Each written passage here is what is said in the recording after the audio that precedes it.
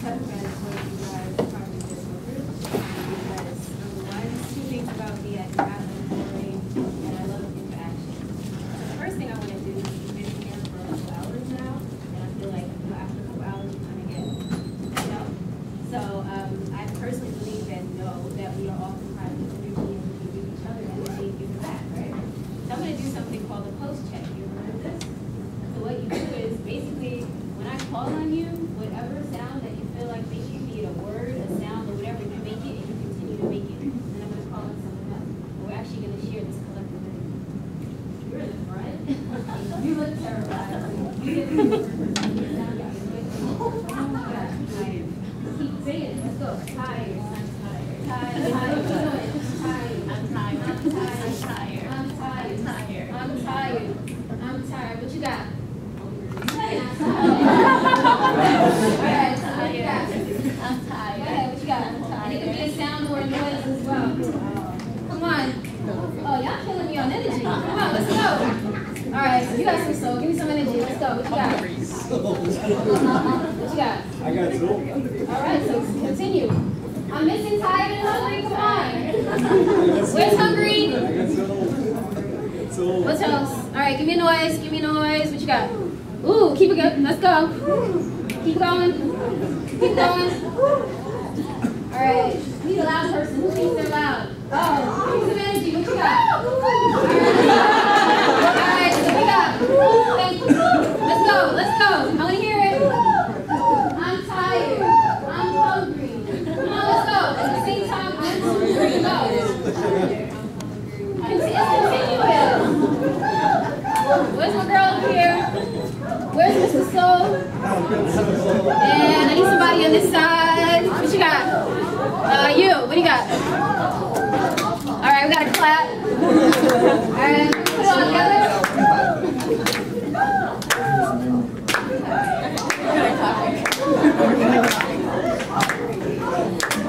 All right, thank you, thank you, thank you.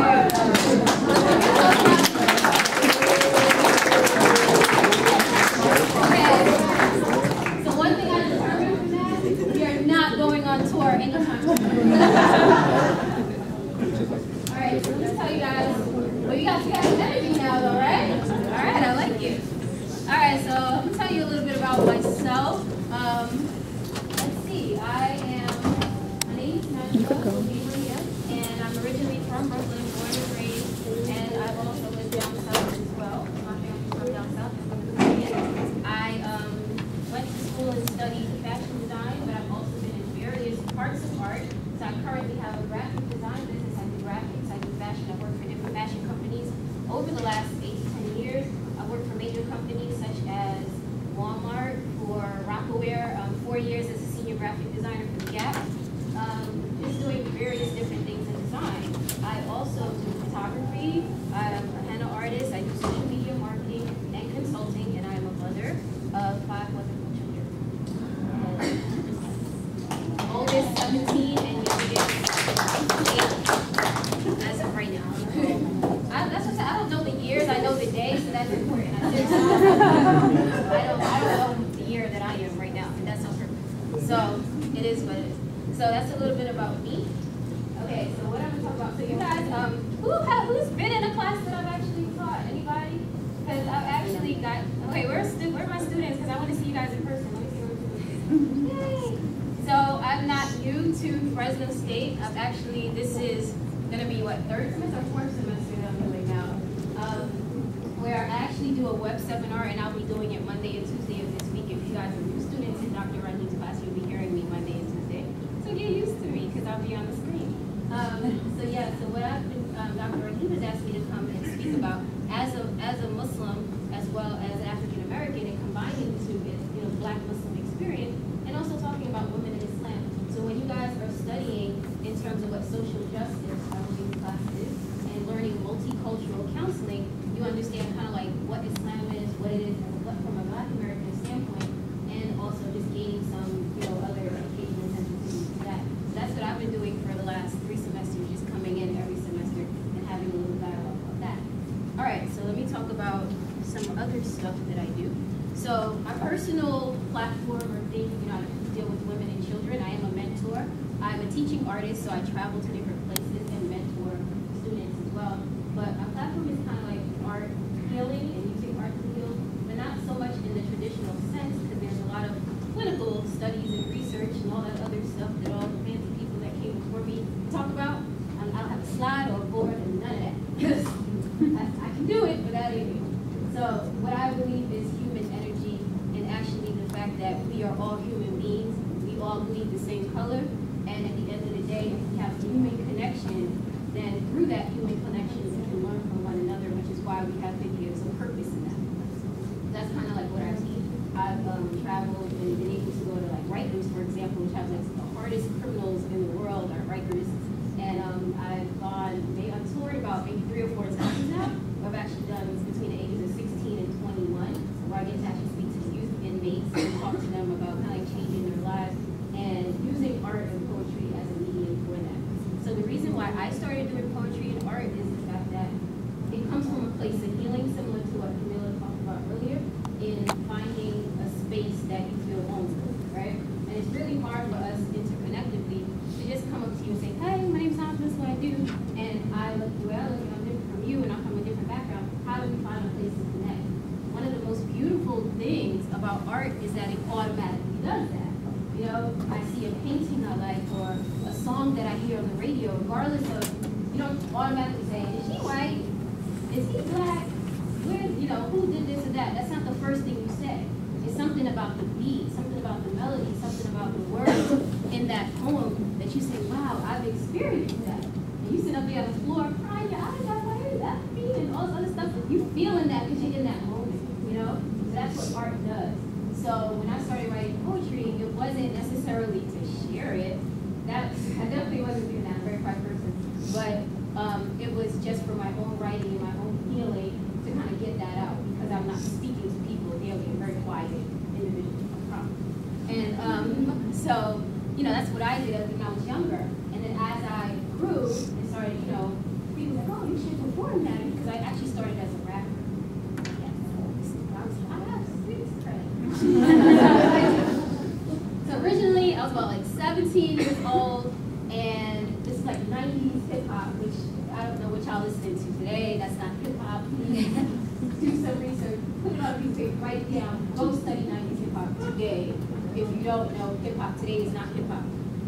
So I started studying and kind of like really rapping with that. This is like Wu-Tang and Nas and, you know, Tribe Called Quest and Lauryn Hill, that time.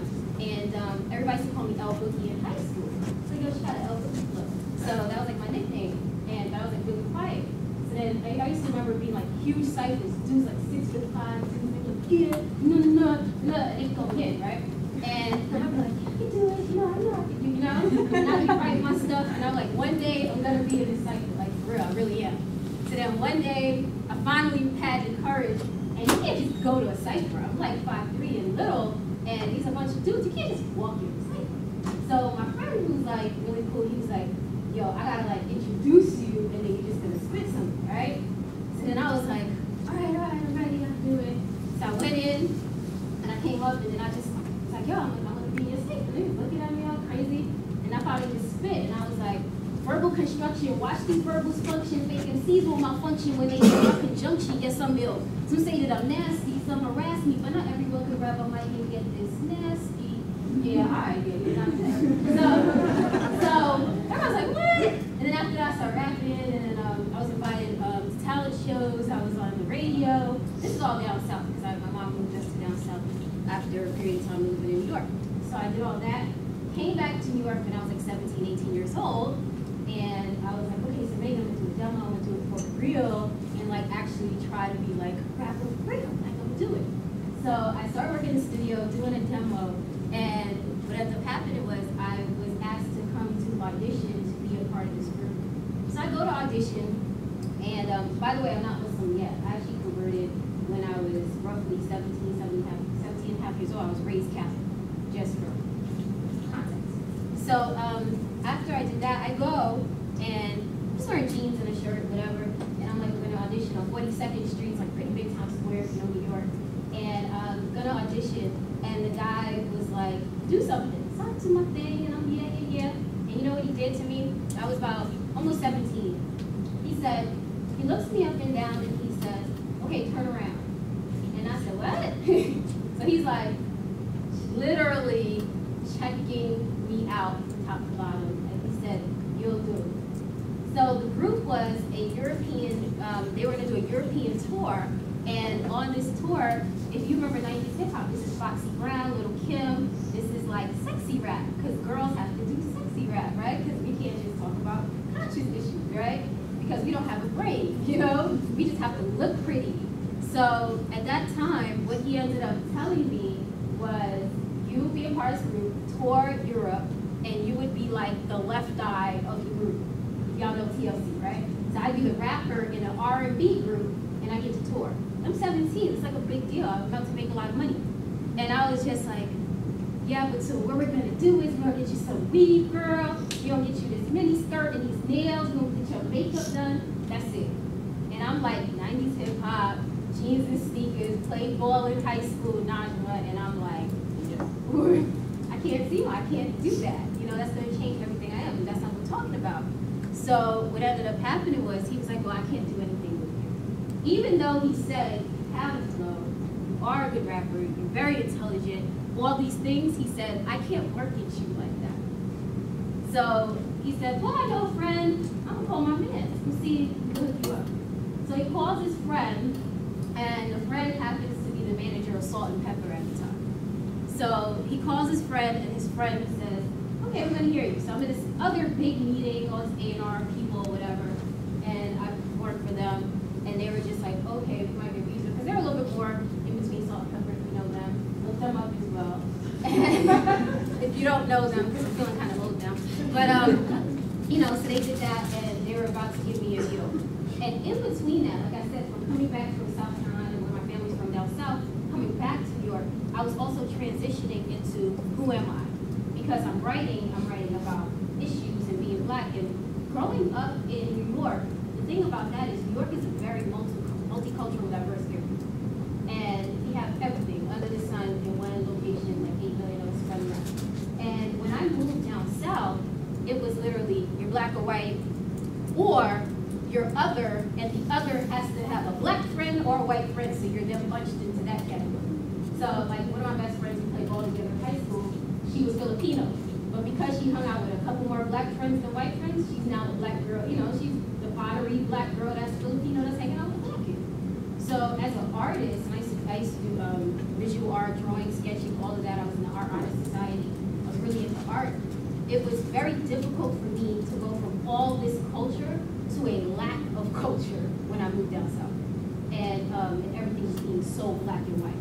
And it was very hard for me. So I was tugging and going through that and asking about myself and just kind of like my faith also, you know, all these things coming into play at the same time. So when I got the deal with Salt and Pepper, I was also studying and considering like practicing Muslim. So all that happened all at the same time, and it was kind of like record deal, Islam. I don't know if I could do both. I chose Islam and I became Muslim. So that's what happened with me.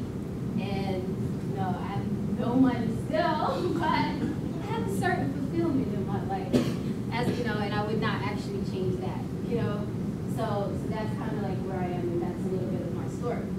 So now cut to, what, 10 years later, and doing it for real, and talking to people, and people think my life is interesting, and they ask me questions, and I get to go to college, and it's kind of cool. So one of the things that I get to do is I get to be a teaching artist and mentor, and I want to talk to you a little bit about the program that I accidentally started. So like mostly everything I do is not like, I don't know, I'm kind of like, I'm strict and regulated because it's not, you know, we're disciplined. But at the same time, I'm kind of like an artist. I'm like free spirit and, you know, whatever feels good type stuff in a way. So I always feel like I'm guided to do things that I normally would not do, you know? And that's how mostly every job I've gotten over the years, it's come because it's come to me, and then now I'm doing it. Like no way I would say 10 years ago, oh, I'm gonna be a teaching artist and that's what I'm gonna do. No, like I would have been doing something different, but it just comes to me and that's what I'm doing. So case in point would be the program I'm kind of starting now, and it's called Doing Good Feels Good. I post different posts and talk about inspiration and all this good stuff. And what happened 2 years ago, 2013, I was mentoring some poets. I do a lot of different spoken PYPM, Urban Word, all these type of different poetry groups, especially if you have youth. Between the ages of 13 and 18, I used to live in Philly for a little while, so PYPM is in Philadelphia, Urban Word is in New York. They have Brave New Voices, if you're familiar with that. Their Poetry Jam, Russell Simmons, he started Brave New Voices, and they compete and go to slams and stuff like that. I'm not really a battle slammer like that, but I've gotten to work with a lot of the teenage poets. So there was a poet, she's about 20 years old, brilliant. She was on Brave New Voices, absolutely amazing. She could kill me in writing any day, right? Her name is, should I tell you her name? Well, you can look her up because you can listen to her stuff, Jessica Lynn. And she's Latina from the Bronx, actually. And anyway, brilliant, but very defeatist attitude. And I was like, she was like at the time working at a fast food place and all that stuff. I was like, you've won awards, you're in Brave New Voices, you're absolutely so amazing, brilliant mind, and your writing's impeccable, but yet you can't get your life together or do anything. And you know, because I'm a social media marketer, I market and do graphics. That's my company is Najmah Design. And what we do is, basically, if you need internet presence, then what I would do is, I would help you to gain followers, not the fake followers, $5.99, not that. But what I do is, I actually have a pool of, like, my network is about 7,000 people. So a lot of people follow me, subscribe to me, 2,000 here, 3,000 here, whatever. And so what I do is would introduce you to my friends who say, this person's cool, follow them, and blah, blah, blah.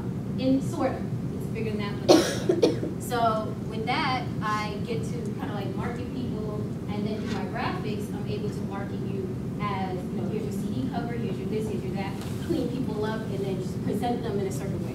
So regardless of if they're artists or whoever, you know, get you a website, get you all that stuff. So that's kind of like what I do. Really help people professionalize what they're doing. So with Jessica, I was like, you know, she wanted me to market her.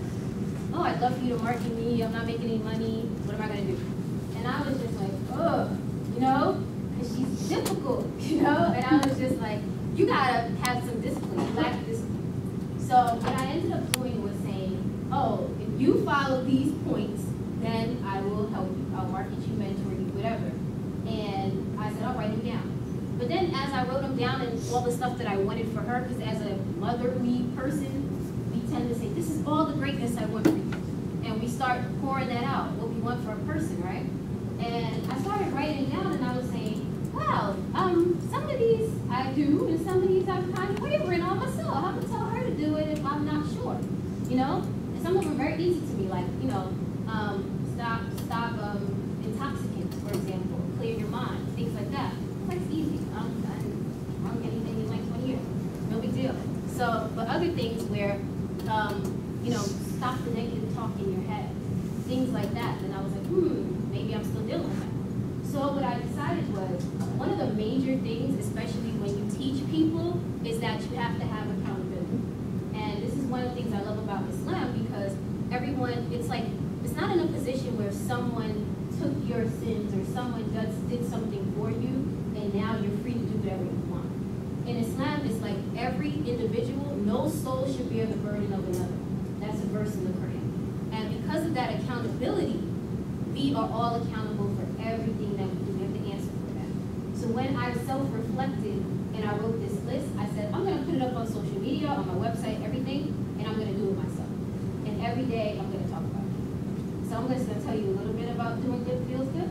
And basically, here's what happened. This is my prescription I wrote her. And guess what? After a week, she stopped doing it. But because I publicly put it out, I had to do it. 3 months. And it just so happened to start on March 21st. My birthday is June 21st, just in case anybody wants to send me anything. And first day of summer, it's very easy. So because it ended in 3 months, it fell on my birthday. And I was like, wow. So for 3 months, every day, publicly, in front of everyone, I aired a new lesson of the day that I learned.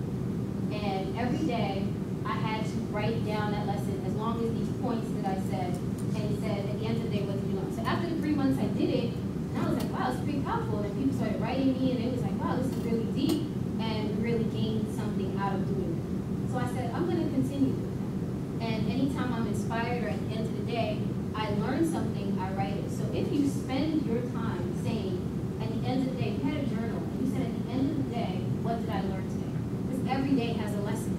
natural. It's natural. This is the way the trees grow. There's always something here for us to learn. It's not always in a textbook. It's not always in a classroom. But there's always something negative or positive that we need to pull. But the problem is we're so running that we don't have time to pull the lesson. We're already on to the next, or we're studying, or we're cramming for something. So if we train ourselves to naturally say, at the end of the day, what was today's lesson? When somebody cut me off, when we had that argument, when this happened in school, when I failed that test, when my mom called me and blah, blah, blah, there was something there that I missed. So automatically, at the end of the day, come up with that lesson, and that was for you to learn that day. And we're kind of like self-teaching. So here's some of the list of things on doing good feels good. Number one, no negative thoughts. So no, I can't do it. It's never going to happen to me. I can make it, but this always holds me back. Take and write a list of all your negative things that you tell yourself mentally. Write it down. And then after you're done with it, either burn it. I prefer burning, but you don't want to, burn the house down or the trees or the, environment. So rip it up, throw it away. We're done with the negative thoughts. Number two, pollution. This is a big deal for me. Do not be a trash man or trash woman. Negative news, movies, reality shows affect us in our moods. So why do you feel the need to watch and share bad news? Why do we do it? We're trained all day long. We're inundated with bad news. It's like, a lot of people I rarely on my Facebook wall share bad news. So, there are people that all day long, this person was killed, and this person was slaughtered, and this happened all day long. They're just pumping it, right? So, personally, I'm always like, so-and-so got a 4.0 GPA, and this person's 15, and they just went to Harvard, and this person, that's the type of news I share if I'm going to share. And rarely, on occasion, if it's really, really important, then I'll put up that news. But for me, you're going to see it in 2 seconds from Twitter or Facebook from someone else. Why do I need to share it? So I feel like we've gotten to a point where we just negatively share so much negativity all day that we are being desensitized. It doesn't even bother us anymore. We're so used to the negative. It's like we're losing the positive. So the first thing in this process of 3 months, do not be a trash man or woman. Stop sharing negative news. Just stop. Impossible. And stop doing it on a daily basis. And stop regurgitating. So if someone tells you something negative, don't go over to homeboy and then tell him to, you know what I mean? But I heard, what? Don't do it. Stop regurgitating. You are now becoming a trash man or woman. And number 3 is give yourself a purpose. What is your purpose? Focus on a goal, write a to-do list, a plan, and outline of execution in this 3 months' time. Give yourself a purpose or a goal. And a lot of times we kind of feel like we're just flailing in the wind if we don't have a goal or a purpose or a place to go, right? So we need to give ourselves a focus. So because this poet was so brilliant, the reason why she couldn't do what she needed to do was she had no focus. She didn't know where she was going with her time. She needed to put her energy into where am I going? Where do I want to be? How do I want to use it? You got to ask yourself these core questions. Next, get physical in your body. Absolutely no drugs, no alcohol in your system. Discipline yourself. If you, in your head, said, what? I can't go that long. 3 months, no alcohol, no drugs, no cigarettes, no what? That's crazy, right? Then if you ask yourself that, then let me ask you a question. What is your dependency to chemicals? Why are you dependent? Why can't you not say, I can't have a drink in 3 months? And if that's very difficult, ask yourself why. That's a personal question. And so we are always dependent on things all the time and we're using them as crutches. So it's very easy on a Friday night or a Saturday night to go somewhere and be like, I can drink my problems away and I never have to face them. That's a real thing. So the other thing is change your diet, eat better, eat right, injecting all the bad food, the bad diet, the bad everything, over a period of time, the bad news and everything else. What do you think we're putting out after we're injecting all these things in them? At some point in time, what we put out is actually quite good. And we wonder why we're being affected. And then the last thing, well, 2 more. Number 4 is vices. Who are our vices? They can come in spiritual forms, they can come in physical forms. Who are our vices? We know people that are bad or poisonous to us. We know areas and neighborhoods and things around us that when we go into that area, it is negative. Identify your vices. that you can stay away from them. And then the last thing is allies, because we end on a positive note. Who are your higher human interactions? Who, when you're around that person, you feel like, I want to be a better person. I always learn when I'm around that person. I always feel good about myself. There's something in you that goes, wow, I just gravitate toward being next to this person. But you're not really spending time with that person. So be it a mentor, a mother, a spiritual advisor, spend more time being around people that make you elevate higher. So within that course of 3 months, just 3 months, very short, do this. And it's starting for me March 21st, and I publicly put it up on my Facebook. Y'all can follow me. Najmah53, and you go to najmah53.com. Everything I just said is on there, and click do a good feel good, and that's something that I'm currently doing right now. And I feel like I'm talking a lot, so let's do some poetry. I want to do that because that's what I'm here for, right? All right. So the other project that I started is something called Love Grows, right? And we're doing this currently right now. And the cool thing about Love Grows is that I started this project basically because my personal opinion is it's very easy to spew hate, very easy, right? And as a Muslim, I experience certain levels of hate. As a black person, I experience certain levels of hate. As a woman, I experience a lot of levels of hate. So I can sit and dwell in that and say, everybody hates me, I have all this stuff, you know, and I can carry that around. Or I can choose to flip that and say, what do I know from all these experiences? So what I know as a black Muslim woman and what I learned from my faith is the fact that, number one, the Prophet Muhammad was known, peace be upon him, he was known to have, all his companions said, I've never seen anyone smile as much as I saw the Prophet Muhammad, peace be upon him, smile. He was an avid smiler. He was an avid, like, mercy to mankind. He was not doom and gloom. So the problem is when we interact, people need to feel like, I can come up to you, you're approachable. I can talk to you, right? So, I don't know, are you guys know Muslims? Are y'all around Muslims? Anybody before now? Besides the Muslims in the room? Okay, so then this is what I would say. I would ask you to identify that. If you are going into counseling, and I talk about this more in the lecture that I do, it's very interesting that you will end up, with, the number of Muslims in the world and in America, 10 million in America. It's like, how do you get to the point where you know absolutely nothing about this group of people, but yet you're supposed to then be hired to counsel or speak to them and you know nothing? And how are you guys in a position where you're master's students with this level of education and you know absolutely nothing about a great, large group of people? Like, so then the other thing I say and I talk about is media. As a social media marketer, I follow media numbers and all that. And there's an issue with the way the media puts out the information. So then we tend to, so let me ask you a question. Anybody ever heard of ISIS? How many people heard of ISIS? All right, so I have a problem with, what is that, 85% of this room saying that they've heard of ISIS, but nobody knows or heard of or talked to or know anything about Muslims? What's the problem? It's a little disproportionate, right? So how do we get our information? Do we automatically say, whatever the news is telling me, whatever the media is telling me, whatever, I basically take it and I then regurgitate that, or I then accept it as fact? Or do we say, as people who are actually going to counsel and study and nurture humanity, which is what you guys are going to do you say, there's a portion of humanity because of my lack of study that I don't know about. So how am I supposed to help them if I don't know them? Interesting question, right? So that's what, I pose to you. And I got to work, I'm working with a group of people in Canada. It's an organization, they do a lot of dawah. And they have this lovely book on Islam. And I brought maybe like 20 of them. So anybody wants one, you can have one. And we're not in the business of converting or advertising or knocking on your door or anything like that. So it's not one of those.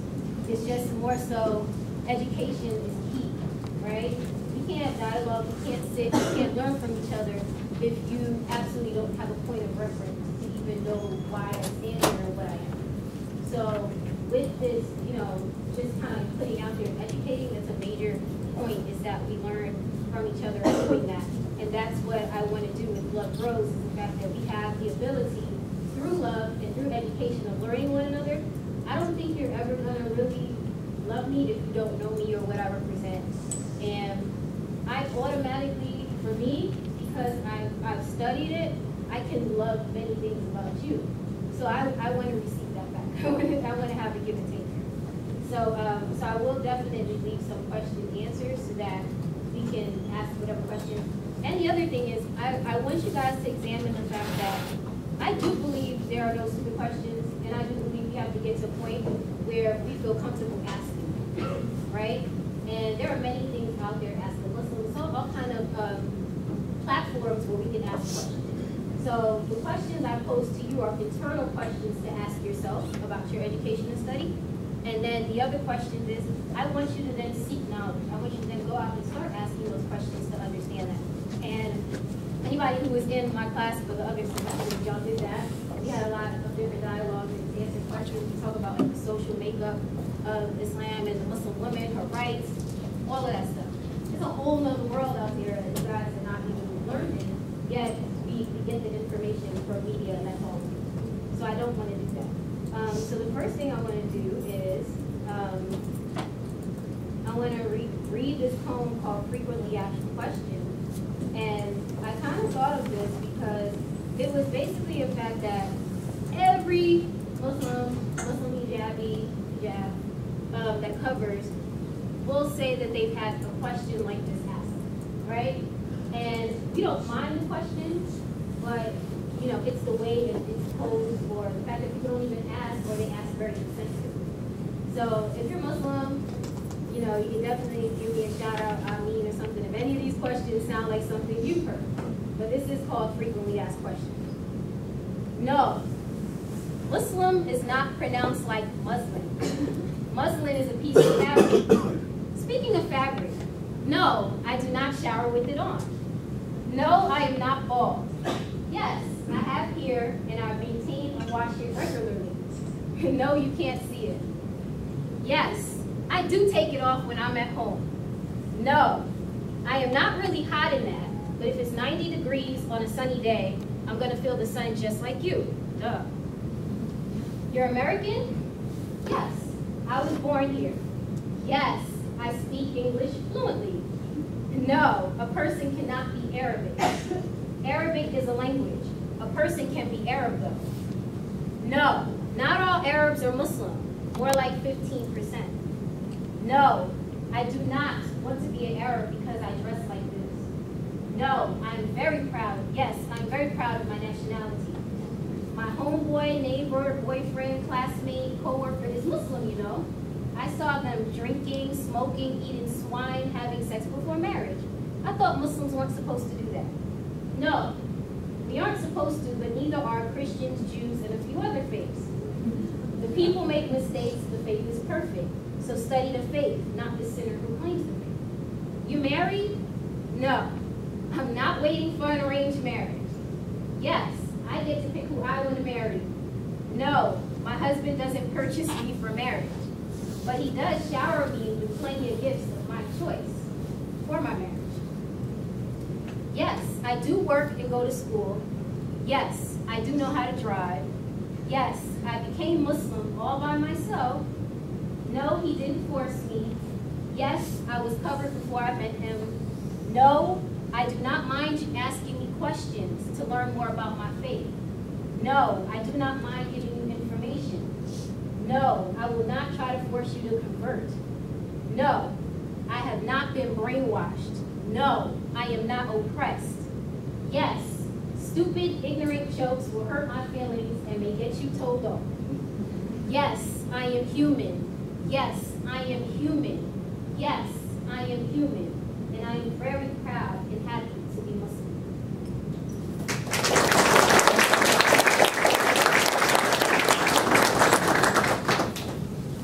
All right, so that's all nice and wonderful, right? Then I have to turn it up a a little bit. Y'all heard of topless jihad days? You ever heard of that, anybody? Femin? Y'all heard of, y'all familiar with Femin? All right, so a couple years ago, I would say, like, you know, a group of white feminists, they said we need to come and liberate the Muslims, free them, right?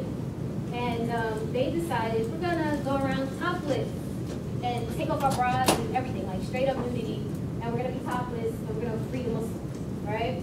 And it was like very odd to me that a group of people need to come and free us because they, for some reason, attach, you know, modesty and, you know, to oppression. Why is that, right? So I wanted to flip that question and say, why are we attaching freedom and liberation to nakedness, right?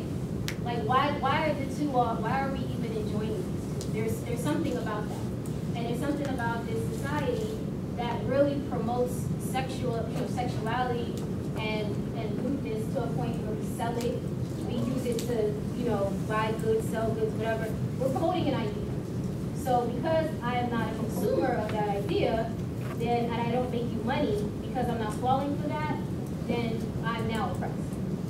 So this is my open letter, not to everyone, but to that group of people that came to liberate the feminists. So I wrote an open letter to feminists about them trying to free the Muslim woman, right? All right, so, and like I said, they were topless running around. Okay, here we go. No one is interested in seeing your saggy breasts. If this is a man's world, then it's women like you that make it possible. Starving for attention, naked bodies, stomachs rumbling, thirsty of glares, parched, depleted thinking, connecting liberation to freedom. Feeling that perhaps you were the majority in pyrotechnics of your undergarments that you didn't get the history lesson. That my beautiful Muslims have already been liberated, so you